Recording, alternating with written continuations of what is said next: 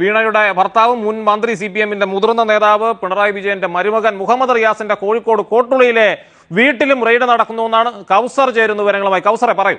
ഇന്ന് രാവിലെ മുതൽ റെയ്ഡ് തുടങ്ങിയെന്നാണ് മനസ്സിലാക്കാൻ കഴിയുന്നത്. ഇപ്പോൾ ദൃശ്യങ്ങളിൽ കാണുന്നത് ED ഉദ്യോഗസ്ഥർ കാറിൽ മടങ്ങുന്നതിന്റെ ദൃശ്യങ്ങളാണ്. അതോടൊപ്പം തന്നെ കൂടുതൽ ഉദ്യോഗസ്ഥർ സ്ഥലത്തുണ്ട്, പരിശോധനയ്ക്കായി എത്തിയിട്ടുണ്ട്, സുരക്ഷാ ഉദ്യോഗസ്ഥർ ഉണ്ട്.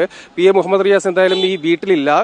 കോഴിക്കോട് ഉള്ളപ്പോഴേക്ക് താമസിക്കുന്ന വീടാണ്, അദ്ദേഹത്തിന്റെ വാപ്പയുടെ പേരിലുള്ള വീട്ടിലാണ് രാവിലെ മുതൽ റെയ്ഡ് നടത്തിയിരിക്കുന്നത്. ഇതുമായി ബന്ധപ്പെട്ട പ്രധാനപ്പെട്ട ചില വിവരങ്ങളും നിർണായക രേഖകളുമൊക്കെ ഈ വീട്ടിൽ ഉണ്ടാകുമെന്നുള്ള പ്രതീക്ഷയിൽ തന്നെയാണ് ഈ ED സംഘം രാവിലെ 6 മണിയോടുകൂടി കോട്ടുളിയിൽ മുഹമ്മദ് റിയാസ് താമസിക്കുന്ന വീട്ടിലേക്ക് എത്തിയത്. അദ്ദേഹം ഇവിടെ ഇല്ല എന്നാണ് നമുക്കിപ്പോൾ മനസ്സിലാക്കാൻ സാധിക്കുന്നത്. മറ്റെന്തെങ്കിലും അടിയന്തര പ്രധാനപ്പെട്ട രേഖകൾ, ഈ കേസുമായി ബന്ധപ്പെട്ട രേഖകൾ ഈ വീട്ടിൽ ഉണ്ടാകാമെന്നുള്ളൊരു സാധ്യത കൂടി കണക്കിലെടുത്തുകൊണ്ടാണ് അപ്രതീക്ഷിതമായി രഹസ്യമായി ED സംഘം രാവിലെ 6 മണിയോടുകൂടി മുഹമ്മദ് റിയാസിന്റെ കോട്ടുളിയിലെ വീട്ടിലേക്ക് എത്തുകയും ഒക്കെ ചെയ്തിട്ടുള്ളത്. കൂടുതൽ ഉദ്യോഗസ്ഥർ സ്ഥലത്തുണ്ട്, സുരക്ഷാ ഉദ്യോഗസ്ഥർ ഉണ്ട്. എന്തായാലും ഇപ്പോഴും പരിശോധന തുടരുകയാണ്. പരിശോധന ഇപ്പോൾ ഏകദേശം ഒരു 3-3.5 മണിക്കൂർ പിന്നിട്ടിട്ടുണ്ട്.